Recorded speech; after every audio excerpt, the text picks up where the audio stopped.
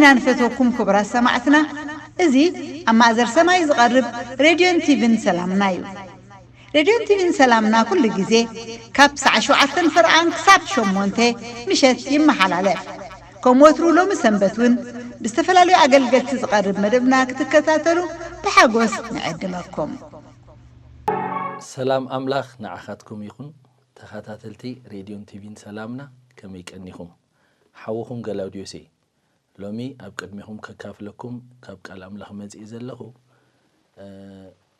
أبر نربعة سمونات بعبي أرأسي نجزي أبير كن إزازون نخبرو كن نبرين إنا تتسويعنا تبل عبر أسي بربعة نوسان أرأستات استوهاب بخالو تعقل قلتي أنا ها ناتهم مقتلتا لومي بستوهابنا أرأسي نجزي أبير أملاكا كي تخوريو تتنقق بتبل كابك على جزي أبير ككافلكم مالتيو كبرنا أملاخ يكون أقدمه حفشاوي بزعبك على الأملاخ قال خبلكم مدلي أب ياكم عرف حدا انت يزب لنا قال له نتي ننفسكم كدحنا زكالو تقول قال بقرهن تقبلوا زبلك قال له أب قبر هوريات معرف عيسرا دما نتك هانصكمن مس كلاتهم دما قدوسان كرسيكم زخل قال صقو اما حصناكم الله باولوس إلو تاي مالتيو أب كلتيو قال أملاخ يخئل مخانو ينقرنا أبتي ننفسكم كدحنا يكالو إلو أبتي دما كهانصكمن مس كلهم قدوسان كرسيكم زخئل كايلو له سلازي نزي نحجي نسمعو قال أملاخ كآل مخانو كهانصنا يخئل مخانو ننفسنا كدحنا يخئل مخانو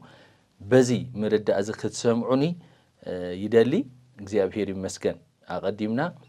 حتى أرسلوت كنت لينا እግዚአብሔር نقالو خبار خلنا بدحريو نافتا أرسخنا أتوينا زل علماوي بروخ እግዚአብሔር أملاخنا بزا ساعات زيئة نمسكنا كالونا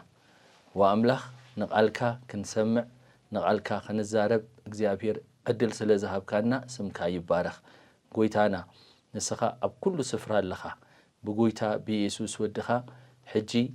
أبتم نسمع እግዚአብሔር منفس أمره منفس مستوعال كتهبنا نقالكا كم تزقبؤو كبرهيمنا مسمعوخ كعلنا كتردعنا نسأللونا قويتا يسوس كم تبقالكا زبالكايو إذن أنا زنقركم قالات منفسين هيوتونين كم زبالكا لنفس وكفنا بيسوس كريستوسم منفسن من مقال هيوتن كون نسأللونا نقالكا بارخلنا كبر خلونا عخايخون بشم يسوس آمين እግዚአብሔር ይመስገን ስለዚህ ከምታ አቀዲመ ዝበልኩኹ ንዓይሎ ምተዋሂባት ንዘላ አርእስቲ ካብ ዘዳግም ምዕራፍ 4 ካብ 25 ክሳብ 27 ዘለዋ ሓሳባት ኣብኡ ካብ ዝተገልጸ ንእግዚአብሔር ኣምላኽካ ከይተኾሪዮ ተጠንቀቕ ትብለይ ከም በበልኩም እሞ ናፍቲ ምግላጽ ከኣቱ ደቅን ምስ ወለድካ أبتا مدرخ أنا وح زمن مستقمتكم ناي زخونا قال ملكع زلو التوقر مسلي بمقباركم مس اتبهلا شو ما انت خاتخوري وخا أبكر مجزيابير أملاكا كفو مس اتقبرو كابتا يوردانوس تساقيلكم ما اتورسوا مدري غلطيفكم كم اتتانتو أنا لومي سماين مدرن امسكر لكم اللخو فاتسيمكم كتبرسو امبر نوح معالت ايتنبروان إخم እግዚአብሔር ናብ ማእከል ህዝብታት ክብትነኩም እዩ ኣብቶም እግዚአብሔር ናብኦም ዝወስደኩም አሕዛብ ሒደት ቁጥሪ ክትተርፉ ኢኹም ስለዚ ሙሴ ቅድሚ ናብ ጎይታ ምዃኑ ወይ ከዓ ቅድሚ ምማቱ እቲ ኣብ ቅድሚኡ ዝነበረ ከመይ ኢሎም ካብ ግብጽ ከም ዝወጹ እንደገና ከዓ ምስ ኣተው ኣብ ከነዓን ድማ ክነብርዎ ዘለዎም ኣጠቃሊሉ ዝተዛረቦም ሓሳብ እዩ ዝናይ ዘዳግም ስለዚ ኣብ ምዕራፍ 4 ብፍሉይ ግን ነዛ ሕጂ ንብላ ዘለና ሓሳብ ኣልዕሉ ይዛረብ እግዚአብሔር ኣምላኽካ ከይተኾሪዮ ተጠንቀቕ ኢልዎም ኣብዚ ሓሳብ እቲ ቀንዲ ሙሴ ዘተኩረሉ ዘሎ እንታይ እዩ ንኻልእ ኣማልኽቲ ከየምልኹ ስእልን ምስልን ገይሮም ከይባላሾው እግዚአብሔር ከዓ ብኡ ከይኩሪ ክጥንቀቁ ከም ዘለዎም እዩ ብዓብዩ ግን ወይ ብሓፈሻ ግን ንእግዚአብሔር ኣምላኽና ከይነኮርዮ ብዝኾነ ይኹን ክንጥንቀቕ ኣለና ማለት እዩ ሓደ ኣብዚኣ ከስምረላ ዝደሊ ኣብዚ ምዕራፍ እዚ ጎይታ እንታይ ዝበለ ከም ዝበለ ይደግሞ ወይ ይዘክሮም እዩ ኣብ ከረን ሲና እግዚአብሔር ብክብሪ ወሪዱ ድምፁ ምስ ኣስምዖም ቃሉ ምስ ተዛረቦም ኣብዚ እንታይ ይብል ኣብ ዘዳግም 4 እንታይ ይብል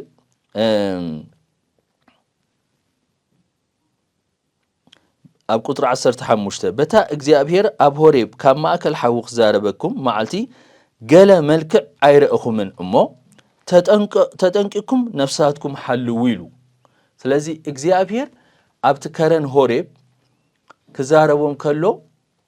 ድምፂ እዩ ኣስሚዕዎ እምበር ገለ መልክዕ ኣይረኣዩን ስለዚ እግዚአብሔር ከምዚ እዩ ዝመስል ኢሎም ስእሊ ኾነ ምስሊ ከይገብሩ ኣጠንቂቕዎም እዩ ስለዚ ኣብዚ ግዜ እዚ ንመላእኽቲ ክኸውን ይኽእል እዩ ስላሴ ዝበሃል ክኸውን ይኽእል እዩ ዝግበር ምስልን ስእልን ኣብ ብዙሕ ቦታ ኣሎ ማለት እዩ እዚ ቃል እዚ ግን እንታይ ይምህረና መልክዕ ናይ ኣምላኽ ሰብ ኣይረኣኹምን ድምፁ ጥራይ ኢኹም ሰሚዕኹም ስለዚ እግዚአብሔር ከምዚ ኢልኩም ስእሊ ወይ ዝኾነ ምስሊ ከይትገብሩ ዝተጠንቀቁ ስለ ዝብል እዚኣ ገለ ሰባት ዘይተረዳእኹም ክትህሉ ስለ ትኽእሉ ኣብ ገለ ሰባት ክዕልሎም ከለኹ ከምዚ ምዃኑ ኣይፈለጥናን ይብሉ ማለት እዩ ስለዚ እግዚአብሔር ኣይኮነን ዶ ብምስሊ ካልእ እንስሳታት ድዩ ወይ ካልእ ተፈጥሮ ክንገብር ንእግዚአብሔር ንባዕሉ እኳ ንኢየሱስ ክርስቶስ ንባዕሉ እኳ እዚ እዩ ኢልና ስእልን ምስልን ክንገብር እግዚአብሔር ኣይደልን እዩ እግዚአብሔር በዚ ከም ዝኹሪ ይነግረና እዩ ካልእ ግን ኩላትና ንእግዚአብሔር ከይነኮርዮ ብብዙሕ ነገር ክነኮርዮ ስለ ንኽእል ክንጥንቀቕ ግባአና እዩ ኣብ እንታይ ይብል ኣነሲ ኣይኮነን ዶ ንሕና ንእግዚአብሔር ከነኮርዮ እምበሺ እግዚአብሔር ካባና እንታይ ይደሊ ንእግዚአብሔር ዘጉዮ ነገር ርኢና ንሕና ጓሃይትናቱ ክንከውን እዩ ዝደሊ ኣብ ኤፌሶን 4:30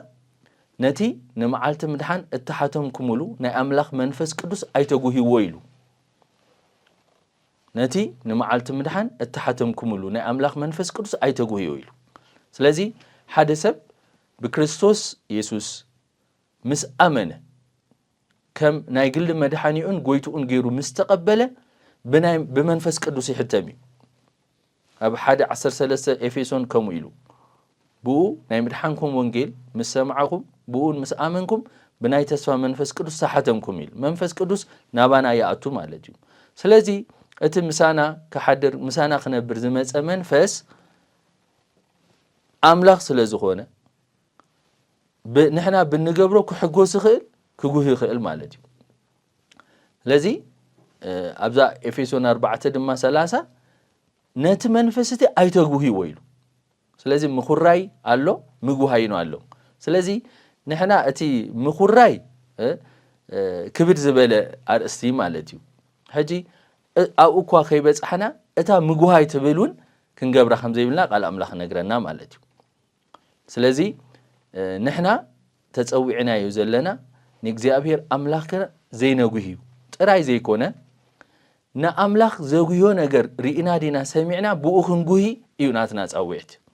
ብዛዕባ ሎጥ ኣብ ጴጥሮስ ከምኡ ይብል በቲ ኣብ ፀፅባሕ ዝሪኦ ግብሪ ዓመፆምሲ እታ ጻድቕ ነፍሱ ትስቀ ነበረት ይብል ናይ ሎጥ በቲ ዝሰምዖ በቲ ዝሪኦ ግብሪ ዓመፆም ናይ ካልእ እታ ጻድቕ ነፍሱ ትስቀ ነበረት ይብል ናይ ጽድቂ መግለፂ እዩ ማለት እዩ ኣብ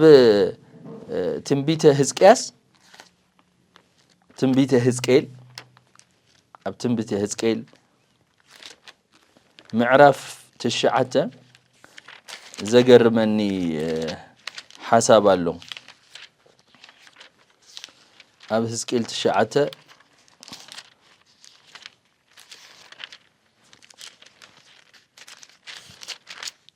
هراي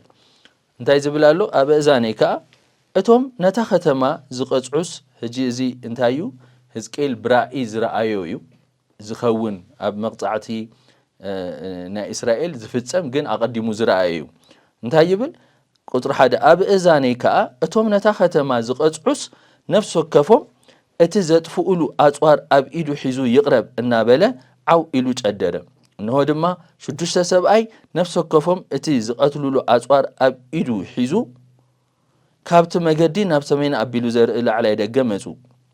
ሓደ ሰብኣይ ካብ ልሕፂ እንጣጢዕ ተገብረ ዓለባ ተኸድነ ናይ ጸሓፊ ቀርኒ ቀለሙን ኣብ ሕቁኡ ዘለዎ ኣብ ማእከሎም ነበረ ኣትዮም ኣብ ጥቓቲ መሰዊኢ ናሓሲ ቆሙ ክብሪ ኣምላኽ እስራኤል ካብቲ ዝነበሮ ካብ ልዕሊ ክሩቤል ተላዕለ ናብ ትልዳት እታ ቤት ከዓ ኸደ ነቲ ካብ ልሕፂ እንጣጢዕ ተገብረ ዓለባ ተኸድነ ናይ ጸሓፊ ቀርኒ ቀለሙን ኣብ ሕቁኡ ዝነበሩ ሰብኣይ ጸውዖ እግዚአብሔር ከዓ ብማእኸል ከተማ ብማእኸል ኢየሩሳሌም ሕለፍ እሞ ነቶም ብዛዕባት ኣብ ማእከላ ዝግበር ዘሎ ጽዩፍ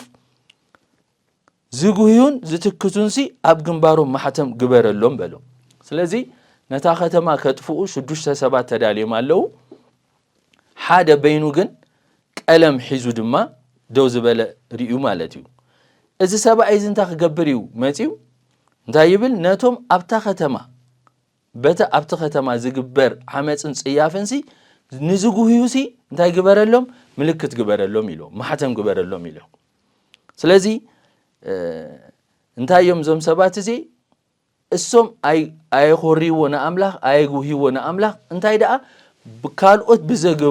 ብዝገብሮ ወይ ብናይ ካልኦት ዓመፃ ንሶም ይጉሂ ነይሮም ከምቲ ብዛዕባ ሎጥ ናይ ሎጥ ጽድቂ ናይ ሎጥ ስቅያት እንታይ እዩ ናይ ካልኦት ግብሪ ዓመፃ ንሎጥ ስቅያት እዩ ነይሩ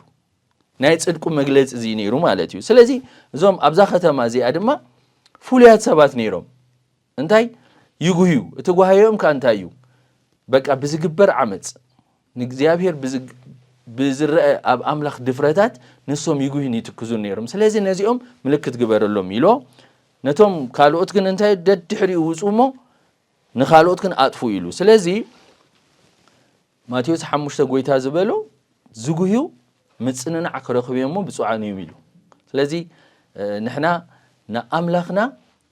ክነጉህዮ ጥራይ ዘይኮነስ ንኣምላኽ ዘጉህዮ ነገር ርኢናን ሰሚዕናን ክንጉህ ይግባአና እዚ ናይ ጽድቅና መግለጺ ኤፌሶን ምዕራፍ 5 ድማ እንታይ ይብል ቁጥሪ 8 ፍረ ብርሃንሲ ብሰናይን ብጽድቅን بحقن يو فرا برهان بسناين بصدقن بحقن يو قدم صلمات نيركم يخوم مو حجيغن بغويتا برهان يخوم نغويتا زحغسو انامرمركم كم دق برهان كوينكم تملالس يلو ስለዚህ አብዛ ኤፌሶን ከሐሳቡን ታዩ ንሕና አጉሃይቲ አኾረይቲ አምላኽ ዘይኮናስ እንታይ ዳ ከም ደቅ ብርሃን ንአምላኹም ዝሕጉሱ ክንከውን ከም ዝግባአና ይነግረና ፍረ ብርሃን ብሰናይ ዘበለን ብጽድቅን በሐቅን እዩ ናይ ብርሃን መለለዩ ናይ ብርሃን ፍሪኡሲ ሰናይ ኢሎ ጽድቅ ኢሎ ሐቅ ኢሎ ቀደም ጸልማት ነርኩም ይኹም ሕጂ ግን ብጎይታ ብርሃን ይኹም ስለዚህ ኣብዚአውን ገለኽትንክፍ ቀደም ዝብሎ ሐሳብ እንታዩ ሰብ ቀድሚ ናብ ክርስቶስ ንክርስቶስ ከም ናይ ግል መድሓኒ እዩ ገይሩ ቀድሚ ምቕባሉ ኣብ ጸልማት ከም ዝነበረ ቃል ኣምላኽ ነግረና እዩ ኣብ ዮሐንስ 3:16-17 ዘሎ ሐሳብ ተሪእና እነሆ ሰባሲ ግብሮም ክፉእ እሞ ናብ ብርሃን ክመጹ አይደልዩን ኢሉ ብርሃን ናብ ዓለም መጻ ኢሉ ሰባት ግን ግብሮም ክፉእ እሞ ናብ ብርሃን ክወጹ አይደልዩን ኢሉ ስለዚህ ሰብ ንክርስቶስ ከም ናይ ግል መድሓኒኡን ጎይቱኡን ገይሩ እንተዘይ ተቀቢሉ ኣብ ጸልማት ከም ዝነብር ቃል ኣምላኽ እዩ ዝነግር ስለዚህ ቀደም ጸልማት ነርኩም ክብል ከሎ እንታይ ማለት እዩ ሰብ ብዙሕ ነዝሳት አይርድኦን እዩ ኣብ ኤፌሶን ምዕራፍ 2 እንታይ ይብል ቀደም ከም ንብረት ዝዓለም እዚኣ ከምቲ መንፈሱ ኣብቶም ደቂ ዘይምእዛዝ ዝገብር ዘሎ ሓለቃ ስልጣን ኣየር እተመላለስኩም ብበደልኩምን ብኣበሳኹም ሙታት ዝነበርኩም ቀደም ሕጂ ግን ብጎይታ ህያዋን ኮይንኩም ይብል ስለዚህ ኣብዝውን بقويتها برهان يخم يبل أبتدما بقويتها هياوان كوينكم يبل لذي زي والثانين محساب انتدلي مالتي سب بكريستوس تزي كوينو نكريستوس تزي أمينو أبسأل ما تيزلو قال أملاخ يزبلو زلو مالتي نعلاش بزح النبلو نجارات كهلو يخليو جن نقال أملاخ ممر ماري يدليو برجس له كم تأنا زحسو زلو زمسلو نزلو قال أملاخ كموديو إلا ممر مار محتات صبويو لذي باولوس قدم سألمات نيركم حجكن بقويتا برهان يقوم سلازي فرا برهان دما بسناي زبلن بصدقن بحقنيو مسبله نغويتا زحغسو እና መርመርኩም ከም ደቅ ብርሃን ኮይንኩም ተመላለሱ ይሉ ስለዚህ እንኳዕ ጥራይ ካብ ኃጢአት ደሓንኩ እንኳዕ ጥራይ ካብ ሰይጣን ደሓንኩ እንኳዕ ጥራይ ካብ ሲኦል ደሓንኩ ጥራይ ዘይኮነ ብጎይታ ብርሃን ስለዝኾና ሕጂ አባና ድማ ፍረ ብርሃን ክረአይ ይግቦዩ እቲ ፍረ ብርሃን እንታዩ ንጎይታ ናይ ምሕጓስ ምምርማር ሰብ ንናብሩኡ ክብል كسلت أقبل نتمرتو قبل نسرحو بزح نجار يمرامري بزح نجار يفتات شو سبب حتى تخيل مصحف بزح نجار جوجل كفتات شخل ممر مار مالتيو حجي ناسنا قدام يصاوعتنا انتايو نغويتا زحقوسو ممر مار ስለዚህ ሰብ ንጎይቱ ዘሐጉሶ خمرمر كله نا املاخو ايغو هيوني مالتيو ስለዚህ እታ ሐሳበይ ና አምላኽካ ከይተኾርዮ ተጠንቀቕ እንዲው ምኹራይ አሎ ምጉሃይ አሎ ንመንፈስ ቅዱስ አይተጉህዮ ወይሉ አብ ካልአይ ዜና 33 ንጉስ ምናሴ ና አምላኽ ምእንተ ከኾርዮ ኢሉ ይዝብል ዝቃል ና አምላኽ ከኾርዮ ኢሉሲ ክፉእ ገበረብ ቅድመ አምላኽ ይብል ከኾርዮ ኢሉ ይዝብል ደሓራይ ውጽኢት እንተሪኢናኻ እቲ ኣብ ዘዳግም 4 ሙሴ አቀዲሙ ዝተዛረቦ أبعال مناسي تفزيمي بدحري انترينا تاريخ ناي إسرائيلاويان أمركو أتيم 7 عامات ناي مركو زمان حليفهم مالتي السوي نيرو مالتي اتقال زي مئزازومي مخرينا أملاخي مالتي سلازي نحنا أوكي أبكمو عباس أحنا نكنبل نخلينا جنس أوعتنا نا أملاخ كينو جيهو ندقنا نا أملاخ كأم محقواسي بزوح جيزي نحنا أمنتاي إنا مور نتأكد أبزي مقبار زبل أرأستات أبزي مقبار أي تكبرو نزبل نستنتنو نمهارو نتنقى قلوينا نتزقبر زبالكن أين السوعلونينا ماتيو نخي تزمو تتنقى نخي تحسو تتنقى نخي تسأل تتنقى جن كالقونا لو ماتيو سلازي أبزي دما نمنفس أملاق أي تقوهي ويلو بتحادث أي دما نجزي أبير زحجوسو إننا مرمركم يلو مالتي لذي أبيوتي أنا مسكري كل جزء بس حسب كمل أخلقه نجاراتي عزيز أبق بتعم بك أيريو مالتي لذي كريستنا نقولتها مسعب انتايو نحنا نقولتها ننبر أجزي أبير كان نجاراتنا كله يبارك لنا مالتي قدم يلو قويتا يسوس من قصة أملاخون صدقون دليلو كل دما خوسخكم يلو حدا نقولتها زحقوسو حساب زي سب أرستو من قصة أملاخن صدق أملاخن كون كله علالو نسخون كله مستنتانو نسخون كله كل خوسخكم كا زوسخ زي أبهير مالتي لذي أزي إني نتنقان دي حساب زي أبهير أملاكا كي تخريو كي تغويو تتنقى دغنا دما كتحغسوها إلكا تمرامر مالتي سلازي قال እግዚአብሔር አምላኽ ዘሕጉሶ እንታዩ ጽቡቕ ጌሩ ነግረናዩ በጣም ይነግረናዩ እግዚአብሔር ይመስገን ንጉስ ሳኦል እግዚአብሔር አማሌቃውያን ደም አጥፋ አዮም መስበሎ ንጉስ ሳኦል ከይዱ ነቶም ስቡሐት አብዑር ከብትታት ምስራኤ ከምቲ እግዚአብሔር ዝበሎ ዘአዘዙ አይገበረን زينسي عينين دار أخوس كميلة خطفأن ذا عينتي مالتي بدحريو نبي سامي المسمس بقى كم تزبله كم تزبلو على أملاخ كم فتصيم اللهو نخلو ما تفي يوم يلو هو أتي دمت سمعو زلهو نيا باقي ناي أحد أنت يلو أي زين دا نجزيها بيرس نمسوا أتخوني فليا نو يلو جزيها بيردو كاب قال أملاخ مسمعنا لعل زحقو صولو دو يلو سلازي جزيها بير مجمرتا نقالو كنسمع نقالو خنستنتن نقالو خنقبر كلنا يحقوسي إذا تقدامي نجزيها بير زحقوسو داويت نايلو نقالكا انبزا أفكاركو ملو معالتخا أستنتنو اللو خيلو سلازي جزيها بير هيوتنا بزي أخت من راح دليو كاتو زغيو نجر زي مقبار عندنا نوع زحقوسو انتاي مقبار ممرمار أملاخ بزي نجر زي نقول لهاتكم يردا نقول لهاتنا يردانا جزيها بير مسكن هذا حدا جيزي أبسبات انتاي تريخا انكو عطرايتها مدحن رخبنا اياه انكو عطراي سمنا أمس حفي وتتصحفه تراي مبر اتي نا مدر نابرا كله بقى نرئسخ إلكا مالتيو نقو مسب كترخب كلخا تلفزيون كترئ خلخا كله نرئسخ إلكا تنبر جن قال أملاخ بيتروس انتهى يبل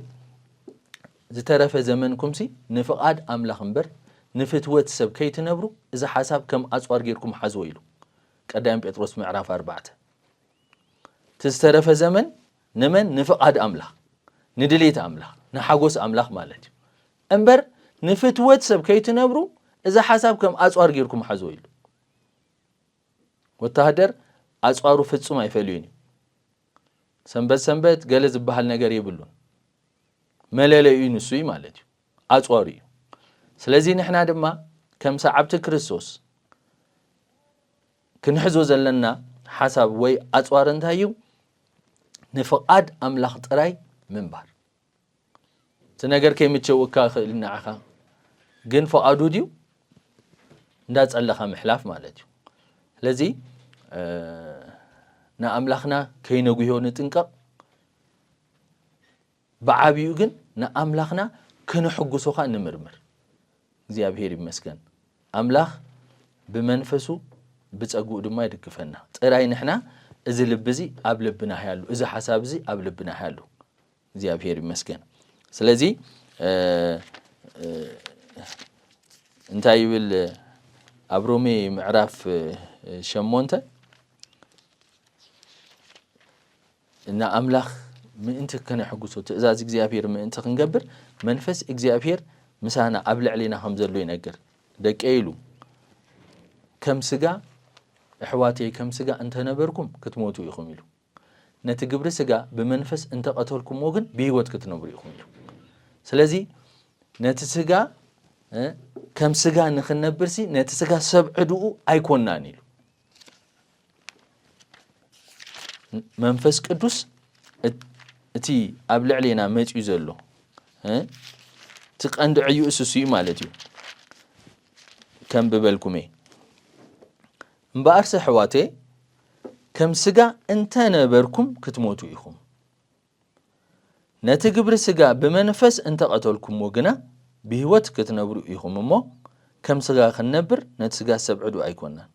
نسخاتكم سي نتبو غيرنا أبو إلنا نتسوى على منفس ولدناتهم تقبلكم منبر منفس بارنت كم بحدش نفرحت يتقبلكم من سلازي اتهم بمنفس املاخ زمرحو زبلو نساتهم ولد املاخيو إلو يقتل انتايو ابز حسب منفس قدوس نابل علينا ويكا مسانا زلو نا املاخ نمحقواس حيل خهبناي ناتي قبر سقا بمنفس انت قتلكم وس بهوتنا هجي يكا اليو مالتيو نا قل سبحتو نحنا دا سقان دينا كم يجيرنا نا املاخ كنحقوسو نقل زبل نجر أبزح سب تسمعها كنك على أملاخ يكالي يبلو حانت راي كنجبرا زلنا تا أقدم زبلكو سب بكريستوس يسوع يأمن نمنفس قدوس يقبل بت منفس تدما نا أملاخ زحقو سب خون خيل مالتي لذي زي صبو غيري كسمر لكم نالبات نزي مدبزي نمجمرتا غيزيكم تكاتاتلو سبات وي إذا عدل زقت مكم زلو سبات نزا معلت زيا እግዚአብሔር ንምድሓንኩም ዝኸውን ቃል ምእንቲ ክትሰምዑ ንህይወት ምእንቲ ክትረኽቡ ኢሉ ዝኸፈተልኩም ደግ ክኸውን ይኽእል እዩ ስለዚ ጽቡቕ ጌርኩም ኣስተውዕልዎ ኣብ ዮሐንስ 1 ናብቶም ናቱ መጸ ቶም ናቱ ግና ኣይተቐበሎን ነቶም ዝተቐበልዎ ብስሙ ንዝኣምኑ ግና ውሉድ ኣምላኽ ክኾኑ መሰል ሃቦም ኢሉ ስለዚ እግዚአብሔር ኣምላኽ ቅድሚ ብኻልእ ነገር ክንሕጉሶ እንደሊ መጀመርታ ዘሕጉሶ እንታይ እዩ ንወዱ ብምቕባልና እዩ ጎይታ ኢየሱስ እኮ ተጠሚቁ ምስ ወፀ ሰማያት ተኸፍተ ይብለና ድምፂ ድማ መፀ ብኡ ሰመርኩ ፍቁር ፍቱ ወደዩ ንዑኻ ስምዑ ኢሉ ኣምላኽ እግዚአብሔር ኣቦ ንወዱ ክንቅበሉ ንወዱ ክንሰምዖ እዩ ዝደሊ እዚ መጀመርታ ዝሕጉሶን እግዚአብሔር ኣቦ እዚ ማለት እዩ ስለዚ ብርግጽ ዶ ኣነ ንጎይታ ኢየሱስ መድሓኒ ኢለ ተቐቢለ ዲ በዓላት ነብዕል ኢና ትንሳኤ ኢልና ልደት ኢልና ነብዕል ኢና ግን ባህሊ ኮይንና ድዩ ልምዲ ኮይንና ድዩ ወይስ ብርግጽ ምእንታና ተወሊዱ እዩ ምእንታይ ተሰቂሉ እዩ ምእንታይ ሞይቱ ኢልና ኢና ናይ ምስጋና ነብዕል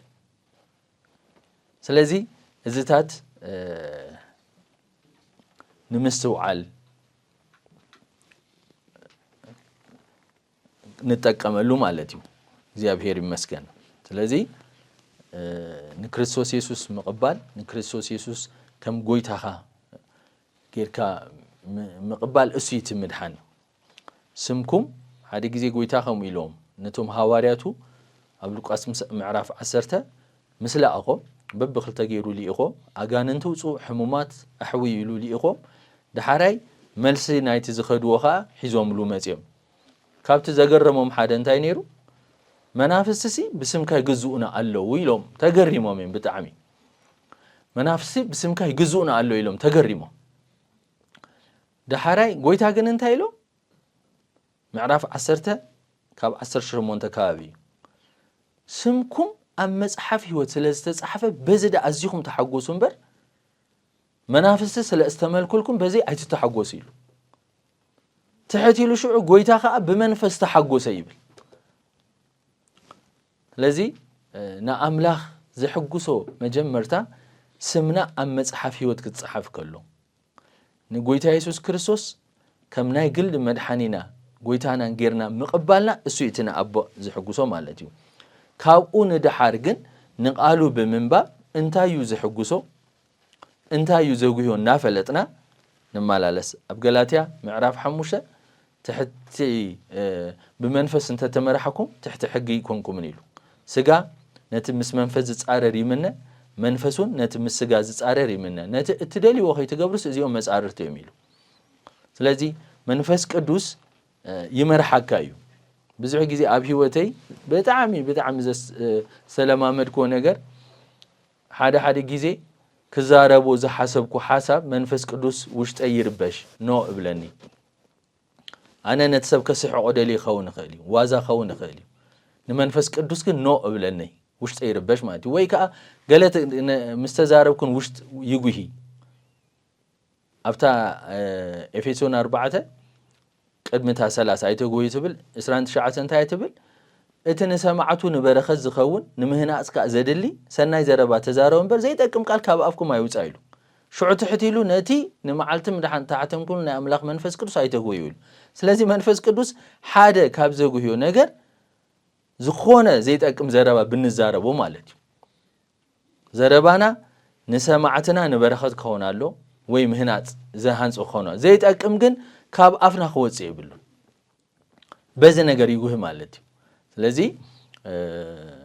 ናይ ከንቱ ሓሳብ ክትሓስብ ትኽእል ናይ ትዕቢት ሓሳብ ክትሓስብ ትኽእል መንፈስ ቅዱስ ኣብ ውሽጥኻ ኮይኑ ይነግረካ እዩ በቃ እዚ ከም ዘጉሃዮ ብዙሕ ጊዜ ተለማሚደ ይበኸሙ ማለት እዩ ስለዚ ጎይታ ኢየሱስ ይባርክኩም ንኣምላኽኩም እትሕጉሱ ክትሕጉሱ እትጽዕቱ ሰባት ክትኮኑ እዚ ኣመልሸ ክደግመልኩም እግዚአብሔር ንቃሉ ዘንብብ ንቃሉ ዘስተንትን ሰብ ብኡ ይሕጎስ እዩ ምሳሌ ሓደ ናብ ተግሳጸይ ተመለሱ ኣነ ድማ መንፈሰይ ከፈልፍለልኩም ኢሉ ኤፌሶን 5 እውን نحد حدكم إن تزاراركم منفس يملأكم إلو سكابت منفس إن من لا له حد انتايو نقال إجزابير مزراب نقال إجزابير من باب نقال إجزابير مستنتال لذي إجزابير أملاكم اتحجسوا كتحجسوا اتمرمروا زي تجوهيو كتكونوا زي أتحسب أملاك تسقوا يبزحلكم آمين كنزار بلوز أنا حنا إجزابير تسقوا خبزحلنا كنصلينا نالبات ገለገለ ሰባት ናይ ጸሎት ደገፍ ዘድልይኩም በሓባር ንጽልዮ ክህሉ ስለ ዝኽእል ንስኹም ሕጂ በዛ ሰዓት እዚኣ ቅድሚ እግዚአብሔር ኮይንኩም እንዳወሰንኩም እግዚአብሔር ኃይሊ ጸጋ ከብዛሕልኩም እናለመንኩም ኣነውን ምሳኹም ኮይነ ብጸሎት ኣብ ቅድሚ ኣምላኽ ክንቀርብ ኢና ተቀዳማይ ስለዚ ክንብሎ ዝጸናሕና ኃይሊ እግዚአብሔር ጸጋ እግዚአብሔር ክህበኩም ኣብቲ ካልኣይ ድማ ምናልባት ካልእ ጉዳያቱን ክህልወኩም ይኽእል እዩ ክልተ ካባኻትኩም ኣብ ምድሪ ብዝልምኖ ኩሉ እንተ ተሰማማዕኩም እንተ ተሰማምዑስ ካብቲ ኣብ ሰማይ ዘሎ ኣቦይ ክወሃቡ እዩ ስለ ዝብል በዚ ነዚ ቃል ተስፋ ጌርና ድማ ንኣምላኽና በዛ ሰዓት እዚኣ ኢዱ ኣብ ኩላትና ኣብቶም ንሰምዕ ኢዱ ክዝርግሕ እግዚአብሔር ኣብ ቤትና ኣብ ሓዳርና ኣብ ደቀና ኣብ ኩሉ እቲ እንደልዮ መንፈሱ ሰዲዱ ጽቡቕ ነገር ክገብር ክንጸልይና ግብረ ሐዋርያት ምዕራፍ 10 ምዕራፍ 10 እንታይሉ እቲ እናዞረ ጽቡቕ ዝገበረ ዝብል ብዛዕባ ጎይታ ኢየሱስ ኣሎ ሕጂውን መንፈሱ ምሳና ኣሎ ስለዚህ በዛ ሐሳብ እዚ ምሳይ ኮይንኩም ጸልዩ እግዚአብሔር ክረዳአና እዩ ሃሌሉያ እስከ ሐንሳብ ኩላትና ኣብ ጸሎት መንፈስ ኮይና ናልባሽ ናይ ግሊ ናይ ውልቅ ውሳኔ ምስ ጎይታ ዘድልየና እንተ ኮይኑ ብምስትንታን ንኣምላኽና ክንልምኖ ኢና ናልባት ተሓቂ ፈሊጥና ክነስና ببزح مخنياتات عبد خام زلنا سبات دليتنا سيكونن جن بقى عبد خام زلنا እግዚአብሔር ሎሚ بمنفسو حيل كهبنا كنصلينا ጎይታ ግን ትምንዛዝ እትሙሳን ስለዝደልዮ ቃላትኩም በቃ አውጪሁም ንጎይታ ነገርዎ ትምንዛዝ ዘድልዮ ጉዳይ ሁሉ ተናዘዙ መንፈስ ቅዱስ ክረዳአና ድማ ክንጸልይና ቀዳሚት እዚ አንገብሪና ብድሕሪኡ ድማ ሕማም ዲው እንደልዩ እግዚአብሔር ክፈትሐልና እንደልዩ ጉዳይ ዲው በቃ ብዛዕዛ ጉዳይ እዚኣ ይቀርባለኹ እናበልና ክንጸልይና ሃና ድምጻ ከይስምዕት ብዛዕባት ዘማረራ ነገር ኣብ ቅድሚ ኣምላኽ ቀሪባትሉ ኤሊ ድማ ባሪኽዋ ካብታ መዓልቲ ድማ ጉሂት መሲላ ኣይተራእይትን ትውላድ ካመጪው ማለት እዩ እግዚአብሔር ይመስገን ሎሚ ድማ ኣምላኽ በቲ ሁሉ ከኣልነቱ በቲ ሁሉ ዝመልከሉ ኃይሉ ጸሎትና ሰሚዑ ብዙሕ ጽቡቕ ነገር ክገብር እግዚአብሔር ይመስገን ሕማም ኣብ ቅድሚ ኣምላኽ ቀሊል እዩ እዚ ኣብ ቅድሚ እግዚአብሔር ቀሊል ስለ ዝኾነ ዝብላሉ ንእግዚአብሔር ዶ ዝጨንቆ ነገር ኣለዎ ዲዩ ዝብሉናሉ ንእግዚአብሔር ዝሰኣኑ ስለ ዘየልዎ ኢሉ ሉቃስ ዝታት ኣምጪና ኣምላኽ በዛ ሰዓት እዚኣ ግብርታቱ ኣባና ኣብ ቤትና ክገብር ክንጸልይና እግዚአብሔር ይመስገን ሕያው ኣምላኽና ብቅድሜኻ ኣለና ንኹሉ እትመልኽ ኣብ ኩሉ ዘለኻ ሕያው ኣቦ ንስምካ ንባረኽ ኣለና ንመስግነካ ኣለና እግዚአብሔር ምሕረትካ ብዙሕ ስለ ዝኾነ እግዚአብሔር ሰናዩ ምሕረቱ ድማ ንዘለዓለም ይነብር እሞ ኣመስግንዎ ከም ዝብል ቃልካ ንሕናውን ሰናይነትካ ስለ ዝረኣናን ስለ ዝጣዕምናን ምሕረትካውን ስለ ዘብዛሕካልና ሎሙውን ነመስግን ኣለና ስለዚ ዕድል እዚ ስለ ዝነበረና ጊዜ ሁሉ ጎይታ ስምካ ይባረኽ ኣምላኽና እግዚአብሔር ሕጂውን ኣባኻ ንውከል ንምዕቆብ ኣለና ብወድኻ ብኢየሱስ ክርስቶስ ስም ወኣምላኽ በዚ ዝተምሃርናዮ ዝረኣናዮ ቃል ንነፍስ ወከፍና ጸጋ እግዚአብሔር ክበዝሐልና ንጽልሎና እግዚአብሔር ንዓኻ ምሕጓስ ንዓኻ ድማ ዘይምጉሃይ ኣብ ህይወትና ክኸውን ርድአና እዚ ቃል እዚ ኣብ ህይወትና ኣብ ልብና ክሕተም ጎይታ ትርድአና ንጽልሎና እግዚአብሔር ኣምላኽና ብሽም ኢየሱስ ክርስቶስ ነሆ ኣብ ጓሂ ዘላ ነፍሲ እግዚአብሔር أب سببا أب چنكت زلا نفسي እግዚአብሔር نعخا زچنككا سلازيلبو السخا كله اتخيل سلازخونكا لومي بمنفس قدوس مصننا خون غويتا نلمنالونا እግዚአብሔርና أمنكالونا إدكا أب كله سلطان سلازلوا نعاز عقت نعاز خلكل ما نم حيل سلازيلبو بودخا بيسوسم ጉዳይ እሕዋተይ ናባኻ የምጽወለው እግዚአብሔር አሚኖምኻ እግዚአብሔር ናባኻ ቀሪቦምሉ ዘለው ጉዳያት ሁሉ ሕጂ ንስኻ ካብ ሰማይ በኢየሱስም በትእዛዛትካ ፍትሕከውን ንጸልሎና ጉዳይና ሓዳር በኢየሱስ ክርስቶስም ሰላም ይኹን ንብላሎና መዕገርገርቲ ኩሎም አጋንንቲ በስልጣንና ኢየሱስ ሕጂ ካብ ነፍስ ወከፊት በኢየሱስም ይተንሱ ንፍትሕ ዝሰርሕ መንፈስ ብጎይታ ናይ ቆያቋ መንፈስ ናይ ምጉሃይ መንፈስ በጎይታ በኢየሱስ ክርስቶስ ስም ይርሐቅ ንብላሎና መዕገርገርቲ ኩሎም ሎሚ ይጨፍለቁ እግዚአብሔር አምላኽ ሰላም ቀልጢፉ ንሰይጣን ኣብ ትሕቲ እግሮም ከቀጥቅጦ ይጽሕፊው ካብ ነፍሶ ከፈት በኢየሱስ ስም እግዚአብሔር ተቀጥቅጦ ይውጻ እብላለሁ ሰላም ነዛ ሓዳር ይኹን ሰላም ነዛ ቤት ይኹን እግዚአብሔር ኣብ ሓዳሮም እግዚአብሔር ኣብ ደቆም ናትካ ሰናይነት ሎሚ ከውን ንጽልሎና ወአምላኽ እዚ ንቁጽ ዓጻጽምቲ ህያው ዶ ይኸውኒው ምስተባሃለ ስኻ ትፈልጥ ስኻ ድማ ተነብየሉ ምስበልካዮ ምስተነብየሉ ድማ እግዚአብሔር ፍንሕንሕ ከም ዝኾነ ስትንፋስ ከም ዝኣቱ ዓብ ጭፍራ ከም ዝኾነ ሎሚ ተስፋ ዘይብሉ ጉዳይ ዘበለ በመንፈስ ቅዱስ ህይወት ይርከብ ንብላሎና ብሽም ኢየሱስ ተስፋ ዘይነበሮ ሓዳር ሎሚ በመንፈስ ቅዱስ ህያው ይኹን ንብላሎና ከምኡን አምላኸይ ድቃስ ዘይብሎም ሰባት ዝጭነቁ ሰባት በመንፈስ ቅዱስ እግዚአብሔር ሰላም ክረኽቡ ናይ ጎይታ ኢየሱስ ክርስቶስ ንልቦም እግዚአብሔር ክቋጻጸር እግዚአብሔር አምላኽ ጸልለኹ